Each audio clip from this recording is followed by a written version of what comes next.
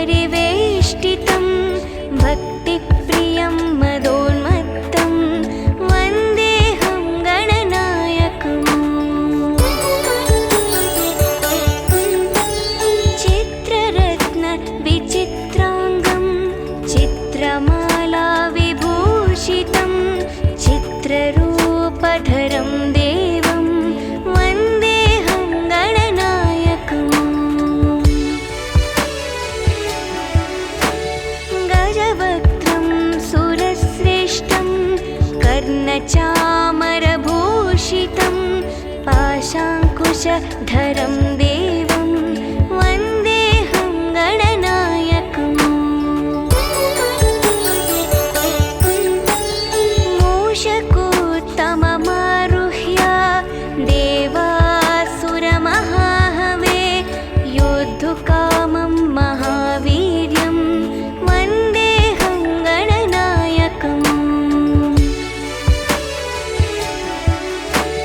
यक्षकिन्नरगन्धर्वक्ष सिद्धविद्याधरै सदा स्तूयमानं महाबाहुं वन्देऽहं गणनायकम्। सर्वविघ्नहरं देवं सर्वविघ्नविवर्जितं सर्वसिद्धिप्रदातारं वन्देऽहं गणनायकम्। गणाष्टकमिदं पुण्यं यः पठे सततं नरः सिद्ध्यन्ति सर्वकार्याणि विद्यावान् धनवान् भवेत्।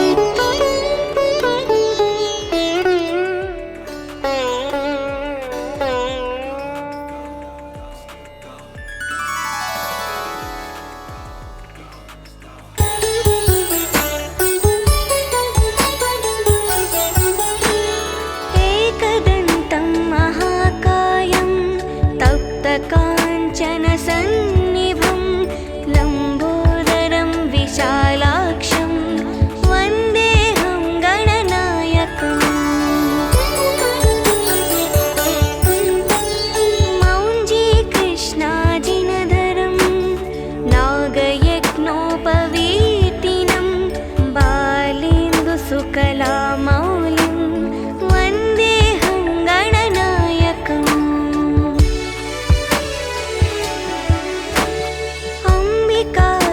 अम्बिकाहृदयानन्दं मातृभिः परिवेष्टितं भक्तिप्रियं मदोन्मत्तं वन्देऽहं गणनायकम्। चित्ररत्न विचित्राङ्गं चित्रमाला विभूषितं चित्ररूपधरं देवं वन्देऽहं गणनायकम्। गजवक्त्रं सुरश्रेष्ठं कर्णचामरभूषितं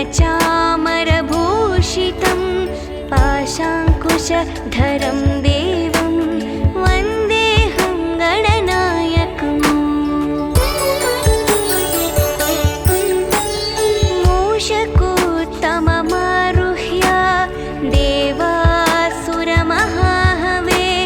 योद्धुकामं महावीर्यं वन्देऽहं गणनायकम्। यक्षकिन्नरगन्धर्वक्ष सिद्धविद्याधरै सदा स्तूयमानं महाबाहुं वन्देऽहं गणनायकम्।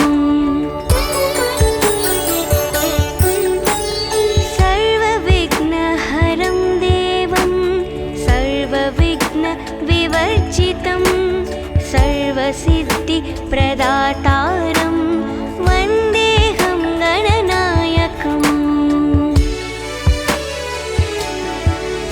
गणाष्टकमिदं पुण्यं यः पठे सततं नरः सिद्ध्यन्ति सर्वकार्याणि विद्यावान् धनवान् भवेत्।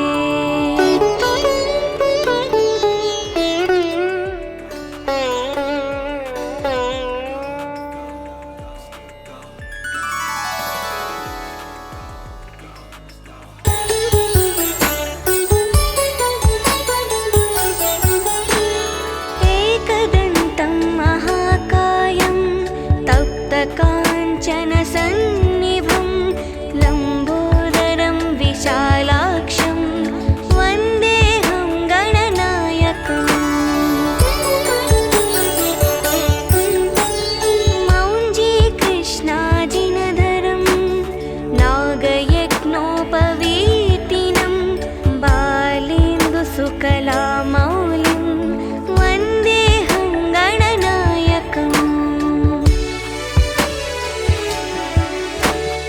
अम्बिका हृदयानन्दं मातृभिः परिवेष्टितं भक्तिप्रियं मदोन्मत्तं वन्देऽहं गणनायकम् चित्ररत्नविचित्राङ्गं चित्रमाला विभूषितं चित्ररूपधरं देवं वन्देऽहं गणनायकम् गजवक्त्रं सुरश्रेष्ठं कर्णचामरभूषितं पाशाङ्कुशधरं देवं वन्देऽहं गणनायकम्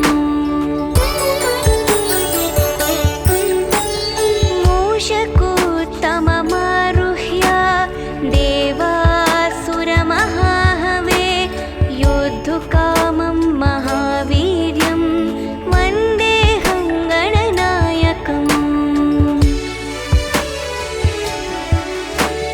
यक्षकिन्निरगन्धर्वक्ष सिद्धविद्याधरै सदा स्तूयमानं महाबाहुं वन्देऽहं गणनायकम् सर्वविघ्नहरं देवं सर्वविघ्नविवर्जितं सर्वसिद्धिप्रदातारं वन्देऽहं गणनायकम्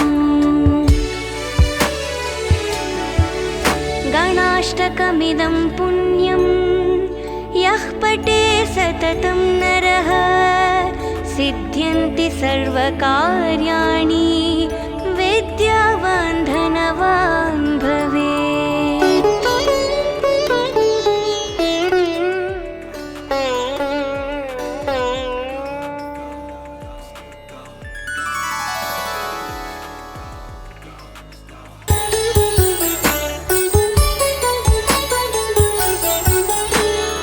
एकदन्तं महाकायं तप्तकाञ्चनसन्निभं लम्बोदरं विशालाक्षं वन्देऽहं गणनायकम्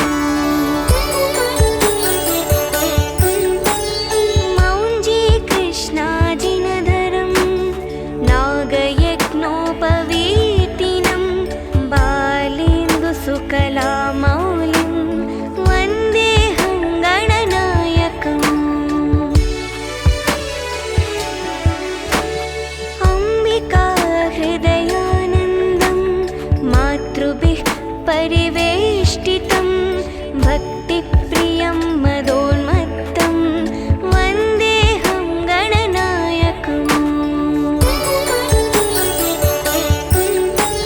चित्ररत्नविचित्राङ्गं चित्रमाला विभूषितं चित्ररूपधरं देवं वन्देऽहं गणनायकम् गजवक्त्रं सुरश्रेष्ठं कर्णचामरभूषितं पाशाङ्कुशधरं देवं वन्देऽहं गणनायकम्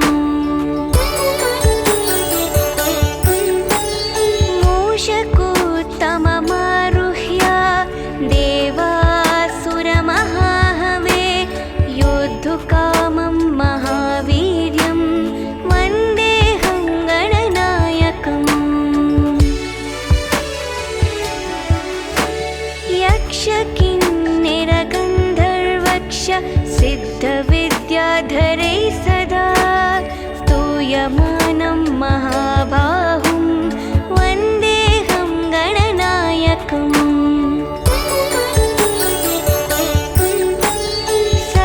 सर्वविघ्नहरं देवं सर्वविघ्नविवर्जितं सर्वसिद्धिप्रदातारं वन्देऽहं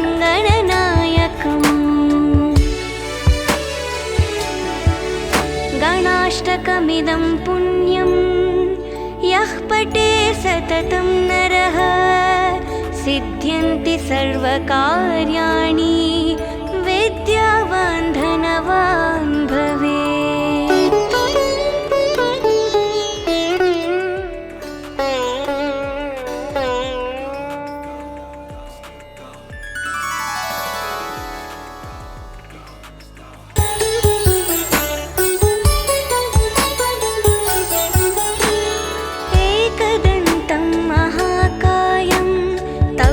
काञ्चनसन्निभं लम्बोदरं विशालाक्षं वन्देऽहं गणनायकम्। मौञ्जीकृष्णाजिनधरं नागयज्ञोपवीतिनं बालेन्दुसुकलामौलिं वन्देऽहं गणनायकम्।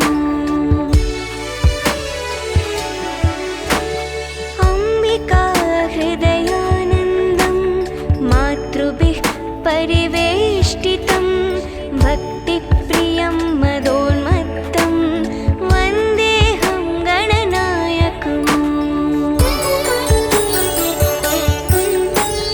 चित्ररत्नविचित्राङ्गं चित्रमालाविभूषितं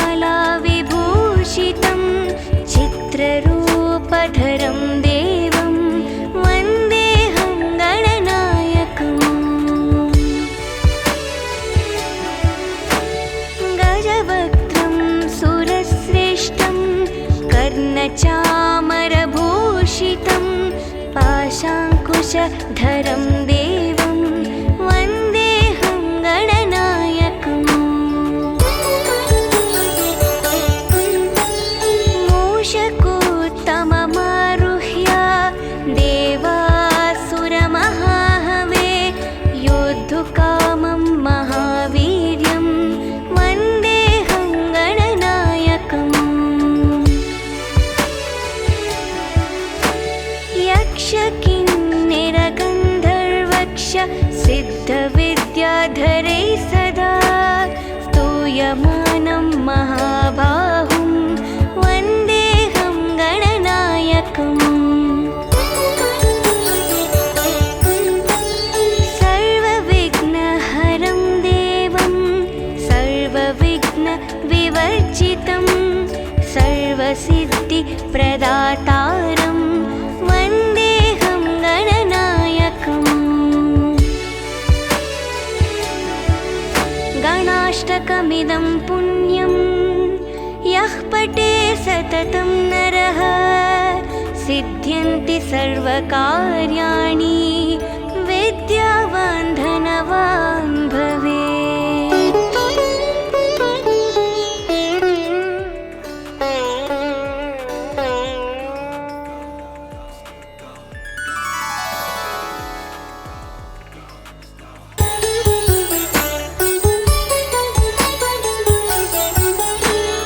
एकदन्तं महाकायं तप्तकाञ्चनसन्निभं लम्बोदरं विशालाक्षं वन्देऽहं गणनायकम्।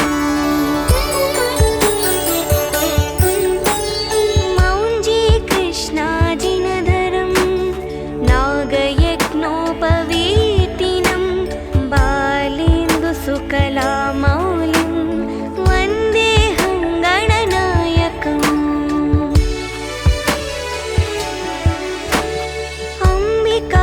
हृदयानन्दं मातृभिः परिवेष्टितं भक्तिप्रियं मदोन्मत्तं वन्देऽहं गणनायकम्। चित्ररत्नविचित्राङ्गं चित्रमालाविभूषितं चित्ररूपधरं देवं वन्देऽहं गणनायकम्। गजवक्त्रं सुरश्रेष्ठं कर्णचामरभूषितं पाशाङ्कुशधरं देवं वन्देऽहं गणनायकम्।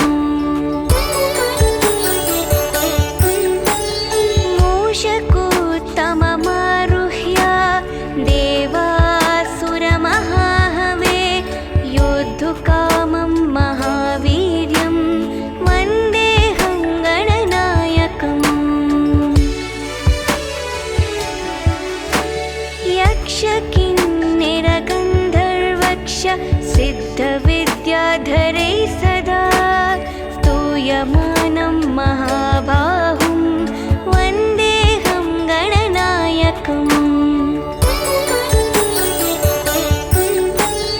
सर्वविघ्नहरं देवं सर्वविघ्नविवर्जितं सर्वसिद्धिप्रदातारं वन्देऽहं गणनायकम्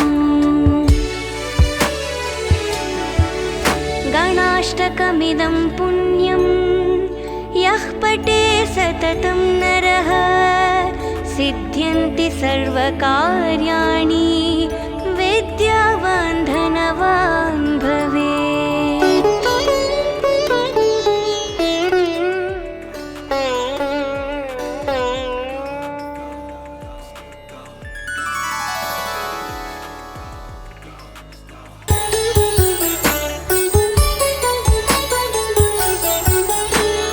एकदन्तं महाकायं तप्तकाञ्चनसन्निभं लम्बोदरं विशालाक्षं वन्देऽहं गणनायकम् मौञ्जीकृष्णाजिनधरं नागयज्ञोपवीतिनं बालेन्दुसुकलामौलिं वन्देऽहं गणनायकम् अम्बिकाहृदयानन्दं मातृभिः परिवेष्टितं भक्तिप्रियं मदोन्मत्तं वन्देऽहं गणनायकम् चित्ररत्नविचित्राङ्गं चित्रमालाविभूषितं चित्ररूपधरं देवं वन्देऽहं गणनायकम् गजवक्त्रं सुरश्रेष्ठं कर्णचामरभूषितं पाशाङ्कुशधरं देवं वन्देऽहं गणनायकम्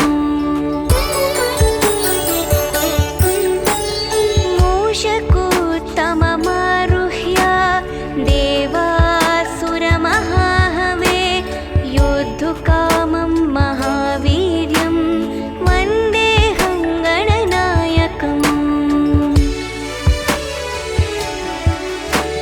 यक्षकिन्निरगन्धर्वक्ष सिद्धविद्याधरे सदा स्तूयमानं महाबाहुं वन्देऽहं गणनायकम्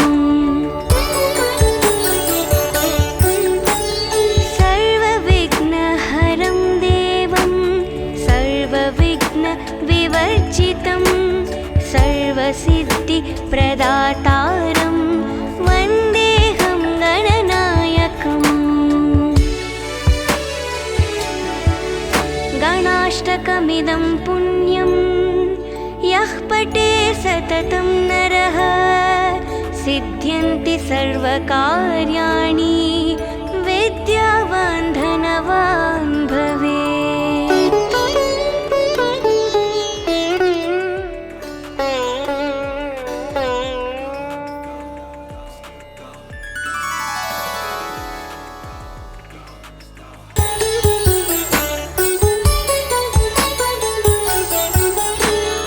एकदन्तं महाकायं तप्तकाञ्चनसन्निभं लम्बोदरं विशालाक्षं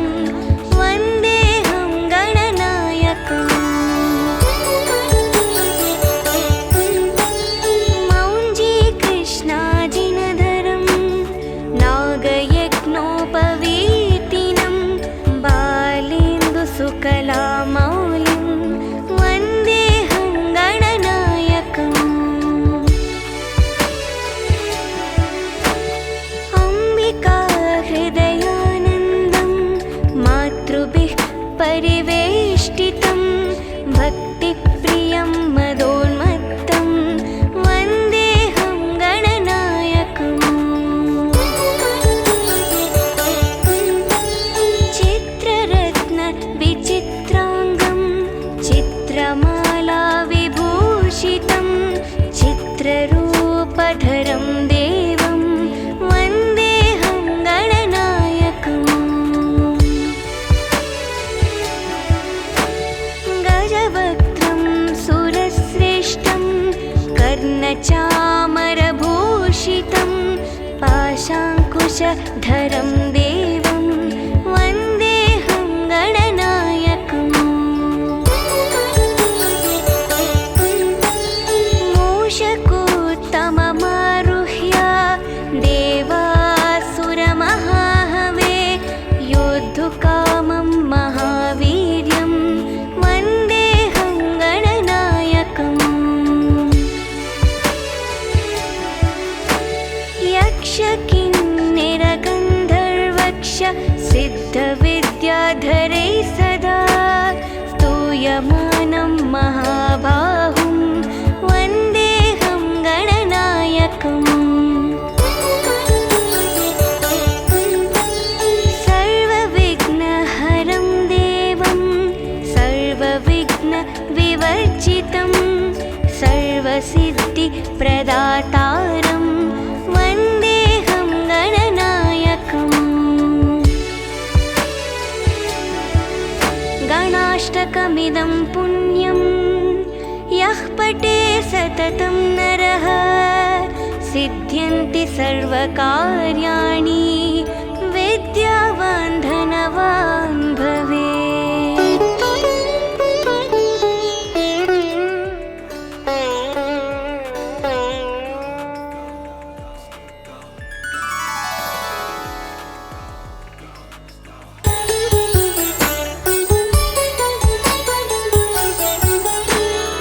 एकदन्तं महाकायं तप्तकाञ्चनसन्निभं लम्बोदरं विशालाक्षं वन्देऽहं गणनायकम्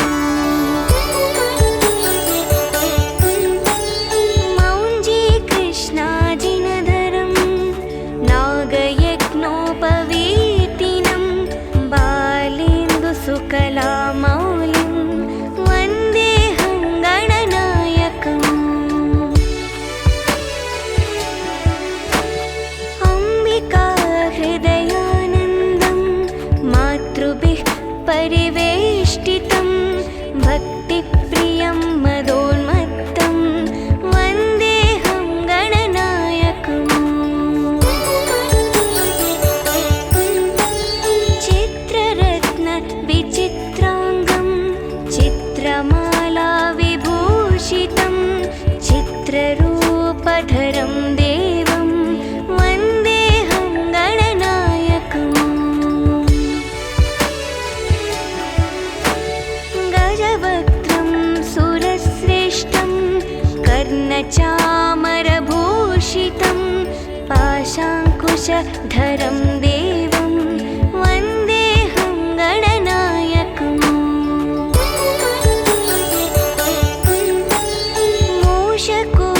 मूषकोत्तममारुह्य देवासुरमहाहवे योद्धुकामं महावीर्यं वन्देऽहं गणनायकम् यक्षकिन्निरगन्धर्वक्ष सिद्धविद्याधरै सदा स्तूयमानं महाबाहुं वन्देऽहं गणनायकम् सर्वविघ्नहरं देवं सर्वविघ्नविवर्जितं सर्वसिद्धिप्रदातारं वन्देऽहं गणनायकम् गणाष्टकमिदं पुण्यं यः पठे सततं नरः सिद्ध्यन्ति सर्वकार्याणि विद्यावान् धनवान् भवेत्।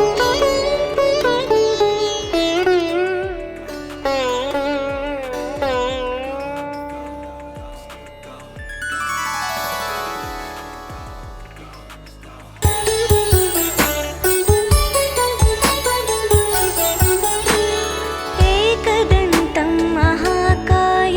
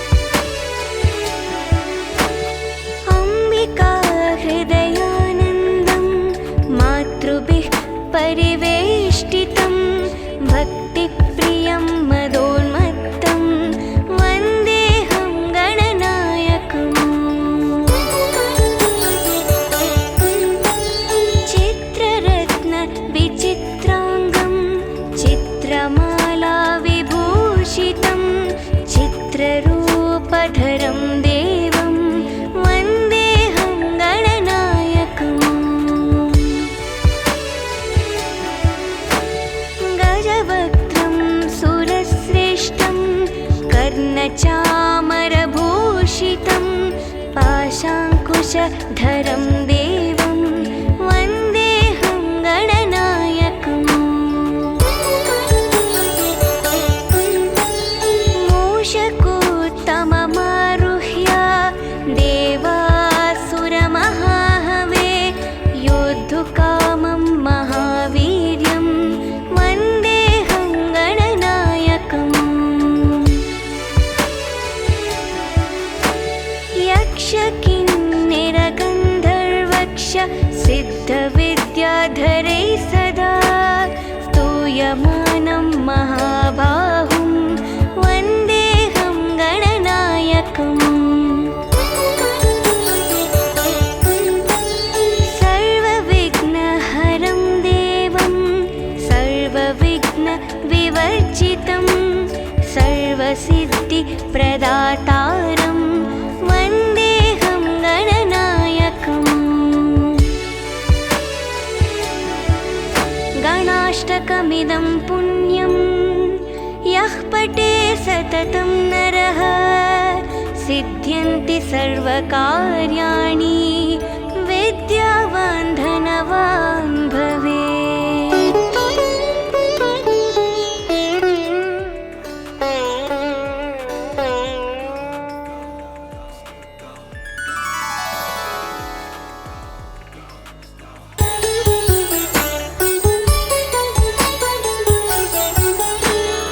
एकदन्तं महाकायं तप्तकाञ्चनसन्निभं लम्बोदरं विशालाक्षं वन्देऽहं गणनायकम् मौञ्जीकृष्णाजिनधरं नागयज्ञोपवीतिनं बालेन्दुसुकलामौलिं वन्देऽहं गणनायकम्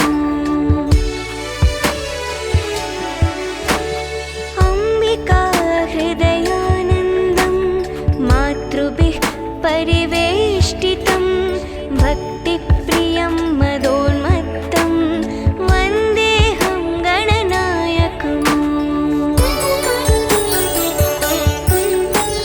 चित्ररत्नविचित्राङ्गं चित्रमालाविभूषितं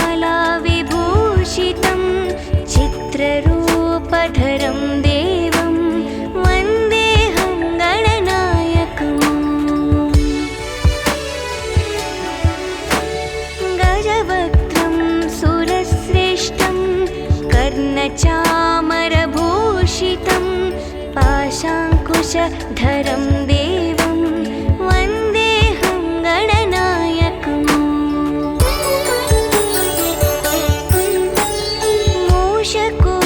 मूषकोत्तममारुह्य देवासुरमहाहवे योद्धुकामं महावीर्यं वन्देऽहं गणनायकम् यक्षकिन्निरगन्धर्वक्ष सिद्धविद्याधरैः सदा स्तूयमानं महाबाहुं वन्देऽहं गणनायकम् सर्वविघ्नहरं देवं सर्वविघ्नविवर्जितं सर्वसिद्धिप्रदातारं वन्देऽहं गणनायकम् गणाष्टकमिदं पुण्यं यः पठे सततं नरः सिद्ध्यन्ति सर्वकार्याणि विद्यावान् धनवान् भवेत्।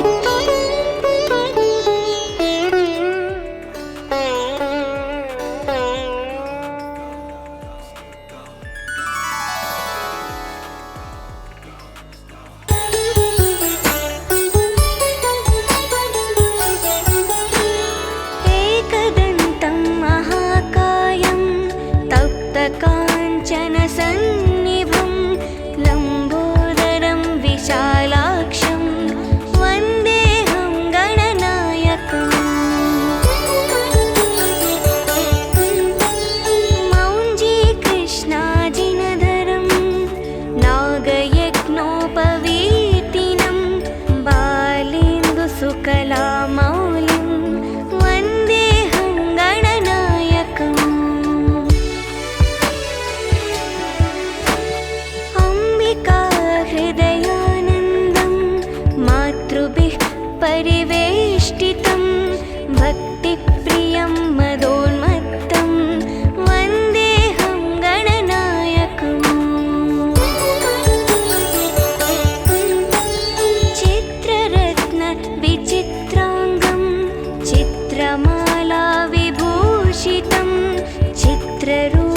विश्वरूपधरं देवं वन्देऽहं गणनायकम् गजवक्त्रं सुरश्रेष्ठं कर्णचामरभूषितं पाशाङ्कुशधरं देवं वन्देऽहं गणनायकम् मूषकोत्तममारुह्य देवासुरमहाहवे योद्धुकामं महावीर्यं वन्देऽहं गणनायकम् यक्षकिन्निरगन्धर्वक्ष सिद्धविद्याधरैः सदा स्तूयमानं महाबाहुं वन्देऽहं गणनायकम् सर्वविघ्नहरं देवं सर्वविघ्नविवर्जितं सर्वसिद्धिप्रदातारं वन्देऽहं गणनायकम् गणाष्टकमिदं पुण्यं यः पठे सततं नरः सिद्ध्यन्ति सर्वकार्याणि विद्यावान् धनवान् भवेत्।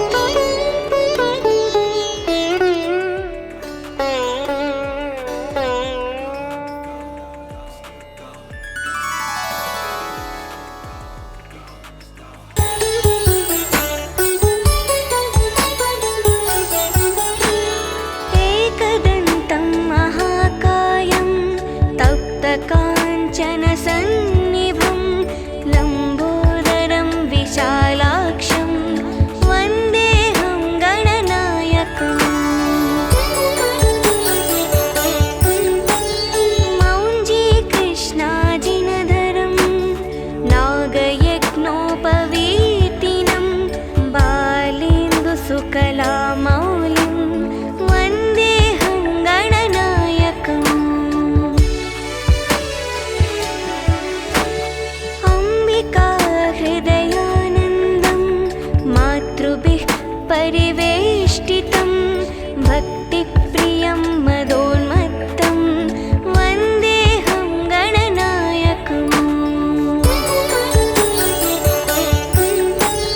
चित्ररत्नविचित्राङ्गं चित्रमालाविभूषितं चित्ररूपधरं देवं वन्देऽहं गणनायकम् गजवक्त्रं सुरश्रेष्ठं कर्णचामरभूषितं पाशाङ्कुशधरं देवं वन्देऽहं गणनायकम्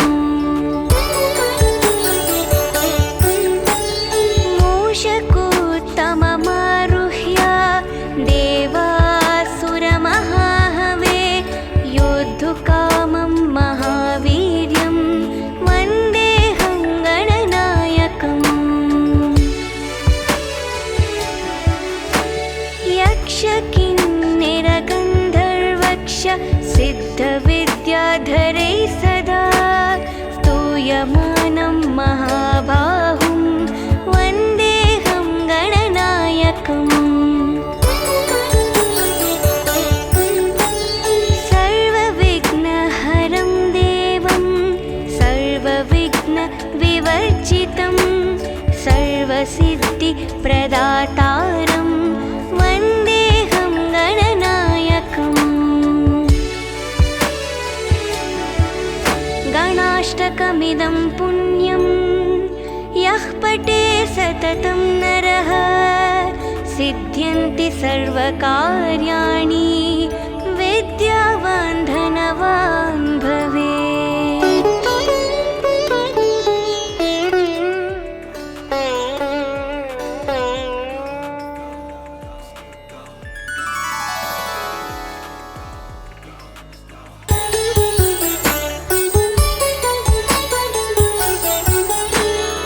एकदन्तं महाकाय काञ्चनसन्निभं लम्बोदरं विशालाक्षं वन्देऽहं गणनायकम् मौञ्जीकृष्णाजिनधरं नागयज्ञोपवीतिनं बालेन्दुसुकलामौलिं वन्देऽहं गणनायकम्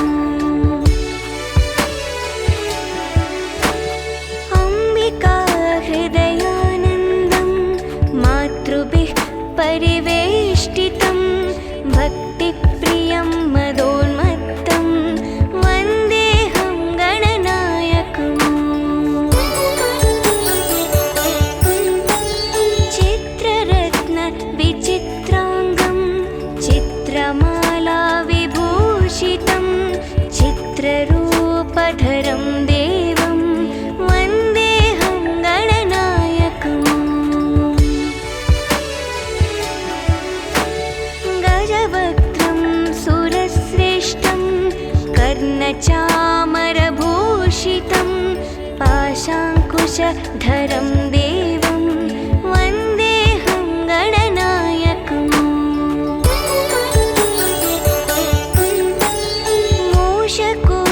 मूषकोत्तममारुह्य देवासुरमहाहवे योद्धुकामं महावीर्यं वन्देऽहं गणनायकम् यक्षकिन्निरगन्धर्वक्ष सिद्धविद्याधरे सदा स्तूयमानं महाबाहुं वन्देऽहं गणनायकम्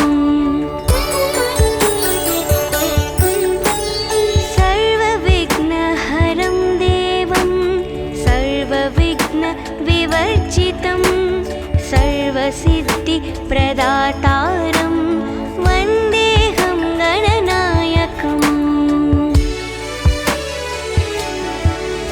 गणाष्टकमिदं पुण्यं यः पठे सततं नरः सिद्ध्यन्ति सर्वकार्याणि विद्यावान् धनवान् भवेत्।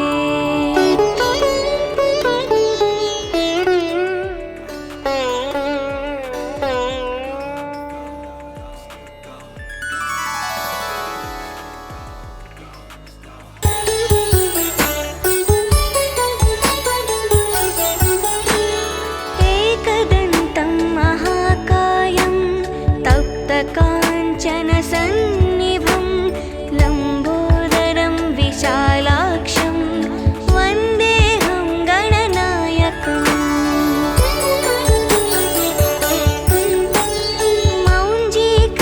मौञ्जीकृष्णाजिनधरं नागयज्ञोपवीतिनं बालेन्दुसुकलामौलिं वन्देऽहं गणनायकम्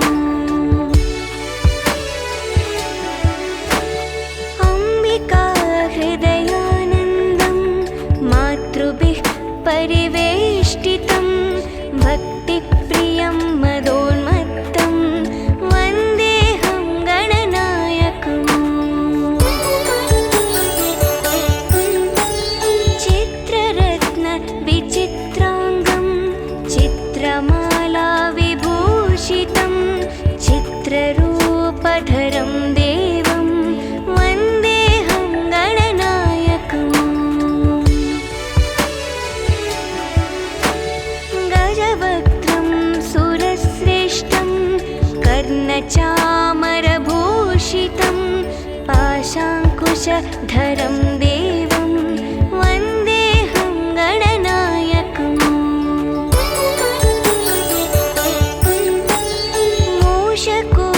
मूषकोत्तममारुह्य देवासुरमहाहवे योद्धुकामं महावीर्यं वन्देऽहं गणनायकम् यक्षकिन्निरगन्धर्व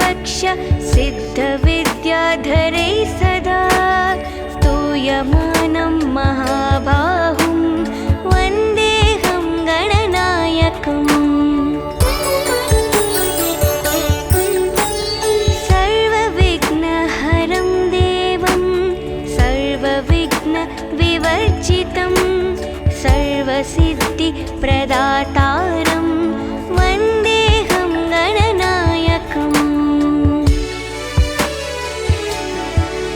गणाष्टकमिदं पुण्यं यः पठे सततं नरः सिद्ध्यन्ति सर्वकार्याणि विद्यावान् धनवान्